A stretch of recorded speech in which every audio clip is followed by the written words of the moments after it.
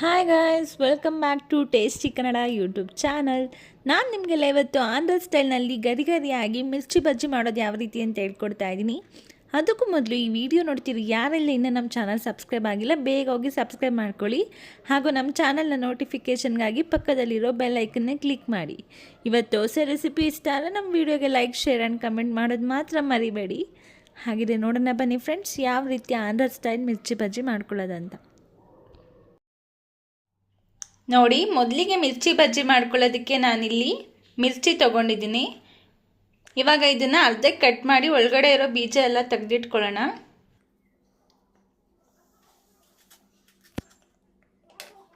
ನೋಡಿ, ಈ ರೀತಿ ಅರ್ಧಕ್ಕೆ ಕಟ್ ಮಾಡಿ ಇವಾಗ ಒಳಗಡೆ ಇರೋ ಬೀಜ ಎಲ್ಲ ತೆಗ್ಕೊಳ್ಳೋಣ. ಯಾಕೆಂದರೆ ನಾವು ಆಮೇಲೆ ಸ್ಟಫಿಂಗ್ ಮಾಡಬೇಕಲ್ವಾ ಆನಿಯನ್ದು, ಅದಕ್ಕೋಸ್ಕರ. ನೋಡಿ, ಈ ರೀತಿ ತೆಗೆದಿಟ್ಕೊಂಡು ಉಳಿದಿರೋ ಮೆಣಸಿನ್ಕಾಯಿನ ಇದೇ ರೀತಿ ಮಾಡ್ಕೊಳ್ಳೋಣ. ನೋಡಿ, ಎಲ್ಲ ಮೆಣಸಿನ್ಕಾಯಿನೂ ಈ ರೀತಿ ಕಟ್ ಮಾಡಿ ಇಟ್ಕೊಂಡಿದ್ದೀನಿ. ಇವಾಗ ಬಜ್ಜಿ ಯಾವ ರೀತಿ ಹಾಕೋದಂತ ನೋಡೋಣ ಬನ್ನಿ. ನೋಡಿ, ಮೊದಲಿಗೆ ಬಜ್ಜಿ ಮಾಡ್ಕೊಳ್ಳೋದಕ್ಕೆ ನಾವಿಲ್ಲಿ ಹಿಟ್ಟು ತಯಾರಿಸ್ಕೋಬೇಕು. ಅದಕ್ಕೊಂದು ಬೌಲ್ ತೊಗೊಂಡಿದ್ದೀನಿ. ಈಗ 1 ಬೌಲ್ ಅಷ್ಟು ಕಡಲೆ ಹಿಟ್ಟು ತೊಗೊಂಡಿದ್ದೀನಿ. ಇವಾಗ ಅದನ್ನು ಆ್ಯಡ್ ಮಾಡ್ಕೊಳ್ಳೋಣ. 1 ಕಪ್ ಅಷ್ಟು ನಾನು ಅಕ್ಕಿ ಹಿಟ್ಟನ್ನ ತೊಗೊಂಡಿದ್ದೀನಿ. ಅಕ್ಕಿ ಹಿಟ್ಟು ಹಾಕೋದ್ರಿಂದ ಬಜ್ಜಿ ಕ್ರಿಸ್ಪಿಯಾಗಿ ಬರುತ್ತೆ ಅಂತಲೇ ಹೇಳ್ಬೋದು. 2 ಟೇಬಲ್ ಸ್ಪೂನ್ ಅಷ್ಟು ರೆಡ್ ಚಿಲ್ಲಿ ಪೌಡರ್ನ ಆ್ಯಡ್ ಮಾಡ್ಕೊಳ್ಳೋಣ. ನಾವು ಮೆಣಸಿನ್ಕಾಯಿನಲ್ಲಿ ಬೀಜ ತೆಗೆದಿರೋದ್ರಿಂದ ನಾವು ರೆಡ್ ಚಿಲ್ಲಿ ಪೌಡರ್ನ ಆ್ಯಡ್ ಮಾಡ್ಕೊಳ್ತಾ ಇದ್ದೀವಿ. ಹಾಗೂ ಓಮ್ ಕಾಳನ್ನ ಹಾಕ್ಕೊಳ್ಳೋಣ. ಓಮ್ ಕಾಳನ್ನ ನಾವು ಈ ರೀತಿ ಸ್ಮ್ಯಾಶ್ ಮಾಡಿ ಆ್ಯಡ್ ಮಾಡ್ಕೊಳ್ಬೇಕಾಗತ್ತೆ. ಈ ರೀತಿ ಕೈನಲ್ಲಿ ಆ್ಯಡ್ ಮಾಡಿಕೊಂಡು ಈ ರೀತಿ ಸ್ಮ್ಯಾಶ್ ಮಾಡಿ, ಆವಾಗ ಸ್ಮೆಲ್ ತುಂಬ ಚೆನ್ನಾಗಿರುತ್ತೆ ಬಜ್ಜಿದು. ಇವಾಗ ಆ್ಯಡ್ ಮಾಡ್ಕೊಳ್ಳೋಣ. ಹಾಗೂ ಒಂದು 1/2 ಟೇಬಲ್ ಸ್ಪೂನ್ ಅಷ್ಟು ಅಡುಗೆ ಸೋಡಾನ ಆ್ಯಡ್ ಮಾಡ್ಕೊಳ್ಳೋಣ. ಅಡುಗೆ ಸೋಡಾ ಹಾಕೋದ್ರಿಂದ ಕ್ರಿಸ್ಪಿನೆಸ್ ಬರುತ್ತೆ ಬಜ್ಜಿಗೆ. ಹಾಗೂ ರುಚಿಗೆ ತಕ್ಕಷ್ಟು ಉಪ್ಪು ಆ್ಯಡ್ ಮಾಡ್ಕೊಳ್ಳಿ. ಈಗ ಸ್ವಲ್ಪನೇ ನೀರು ಸೇರಿಸ್ತಾ ಮಿಕ್ಸ್ ಮಾಡ್ತಾ ಬರೋಣ. ನೋಡಿ, ಈ ರೀತಿ ಸ್ವಲ್ಪನೇ ನೀರು ಸೇರಿಸಿ ಕನ್ಸಿಸ್ಟೆನ್ಸಿಯಾಗಿ ಮಿಕ್ಸ್ ಮಾಡಿ. ತೀರಾ ಗಟ್ಟಿಗೂ ಕಲಿಸ್ಕೋಬೇಡಿ ಹಾಗೂ ತೀರಾ ತೆಳುವಾಗೂ ಕಲಿಸ್ಕೊಳ್ಬೇಡಿ. ನೋಡಿ, ನೀವು ಈ ಕನ್ಸಿಸ್ಟೆನ್ಸಿಯಲ್ಲಿ ಹಿಟ್ಟನ್ನ ಮಿಕ್ಸ್ ಮಾಡಬೇಕಾಗತ್ತೆ. ನಿಮ್ಗೆ ಏನಾದರೂ ಕನ್ಫ್ಯೂಷನ್ ಆದರೆ ನೀವು ಒಂದು ಫಿಂಗರ್ನ ಈ ರೀತಿ ಡಿಪ್ ಮಾಡಿ ನೋಡಿದಾಗ ಆ ಹಿಟ್ಟು ಕಂಪ್ಲೀಟಾಗಿ ಫಿಂಗರ್ಗೆ ಕೋಟ್ ಆಗಬೇಕು. ಈ ರೀತಿಯಾಗಿ ನೋಡಿ, ಈಗ ಹಿಟ್ಟು ಕಲಿಸ್ಕೊಂಡಿದ್ದಾಗಿದೆ. ಇವಾಗ ನಾವು ಬಜ್ಜಿ ಹಾಕೋದಕ್ಕೆ ಒಂದು ಈಸಿ ಮೆಥಡ್ ಹೇಳ್ಕೊಡ್ತೀನಿ. ಅದಕ್ಕೋಸ್ಕರ ನಾವು ಈಗ ಕಲಸಿರೋ ಹಿಟ್ಟನ್ನ ಒಂದು ಗ್ಲಾಸಿಗೆ ಟ್ರಾನ್ಸ್ಫರ್ ಮಾಡ್ಕೊಳ್ಳೋಣ.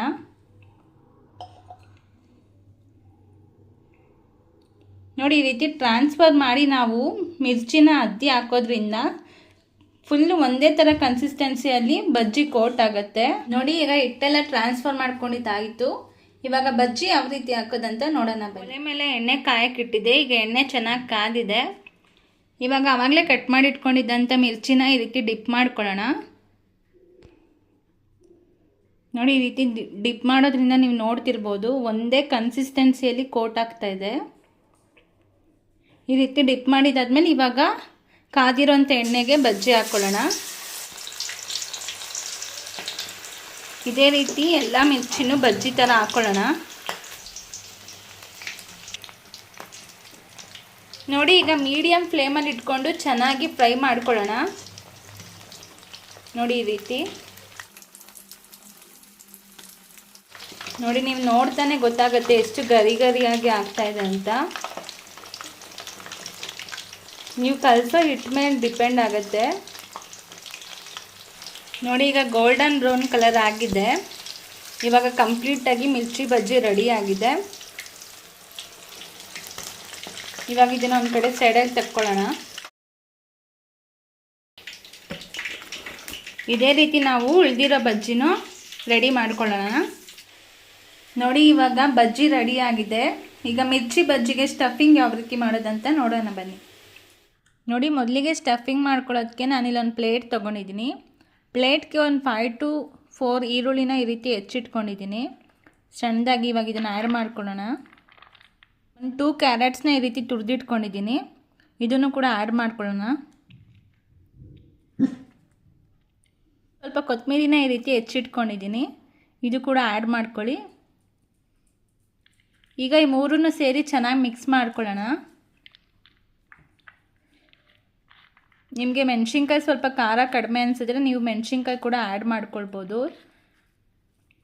ನಾವು ಯಾವುದೇ ಉಪ್ಪು ಖಾರನ ಆ್ಯಡ್ ಮಾಡ್ತಾ ಇಲ್ಲ, ಯಾಕೆಂದರೆ ಆವಾಗಲೇ ಹಿಟ್ಟಿಗೆ ಆ್ಯಡ್ ಮಾಡಿರೋದ್ರಿಂದ. ನೋಡಿ ಈಗ ಬಜ್ಜಿಗೆ ನಾವು ಸ್ಟಫಿಂಗ್ಸ್ನ ಆ್ಯಡ್ ಮಾಡ್ಕೊಳ್ಳೋಣ. ನೋಡಿ ಈ ರೀತಿ ಕಟ್ ಮಾಡಿಕೊಂಡು ಇವಾಗ ಸ್ಟಫಿಂಗ್ಸ್ ಆ್ಯಡ್ ಮಾಡ್ಕೊಳ್ಳಿ. ನೋಡಿ ನೀವು ಈ ಥರ ಆ್ಯಡ್ ಮಾಡ್ಕೊಳ್ಬೇಕು. ಚಳಿಗಾಲದಲ್ಲಿ ಯಾರಿಗೆ ತಾನೇ ಬಜ್ಜಿ ಇಷ್ಟ ಆಗಲ್ಲ ಹೇಳಿ, ಎಲ್ರಿಗೂ ತುಂಬಾ ಇಷ್ಟ ಆಗುತ್ತೆ. ಅದರಲ್ಲೂ ಬಿಸಿ ಬಿಸಿ ಬಜ್ಜಿಗೆ ಈ ರೀತಿ ಈರುಳ್ಳಿ ಮೆಣಸಿನ್ಕಾಯಿ ಎಲ್ಲ ಆ್ಯಡ್ ಮಾಡ್ಕೊಂಡು ತಿನ್ನೋದ್ರಿಂದ ತುಂಬಾ ಟೇಸ್ಟಿಯಾಗಿರುತ್ತೆ. ಇದೇ ರೀತಿ ಉಳಿದಿರೋ ಬಜ್ಜಿಗೂ ನಾವು ಸ್ಟಫಿಂಗ್ಸ್ ಮಾಡ್ಕೊಳ್ಳೋಣ. ನೋಡಿದ್ರಲ್ವ ಫ್ರೆಂಡ್ಸ್ ಯಾವ ರೀತಿಯಾಗಿ ಗರಿ ಗರಿಯಾಗಿ ಮಿರ್ಚಿ ಬಜ್ಜಿ ಮಾಡ್ಕೊಳ್ಳೋದಂತ. ಈ ರೆಸಿಪಿನ ನೀವು ತುಂಬಾ ಈಸಿಯಾಗಿ ಮನೇಲೂ ಕೂಡ ಮಾಡ್ಕೊಳ್ಬೋದು. ಈ ರೆಸಿಪಿನ ನಿಮ್ಮ ಮನೇಲಿ ಕೂಡ ಟ್ರೈ ಮಾಡಿ ನೋಡಿ ಹೇಗಾಗಿತ್ತಂತ ನಮಗೆ ಕಾಮೆಂಟ್ ಬಾಕ್ಸಲ್ಲಿ ತಿಳಿಸಿ. ಹಾಗೂ ಇದೇ ರೀತಿ ಟೇಸ್ಟಿ ರೆಸಿಪೀಸ್ಗೆ ನಮ್ಮ ಟೇಸ್ಟಿ ಕನ್ನಡ ಯೂಟ್ಯೂಬ್ ಚಾನಲ್ನ ಸಬ್ಸ್ಕ್ರೈಬ್ ಮಾಡ್ಕೊಳ್ಳಿ. ಮತ್ತೆ ಸಿಗೋಣ ಮತ್ತೊಂದು ಹೊಸ ವಿಡಿಯೋ ಜೊತೆ. Thank you for watching.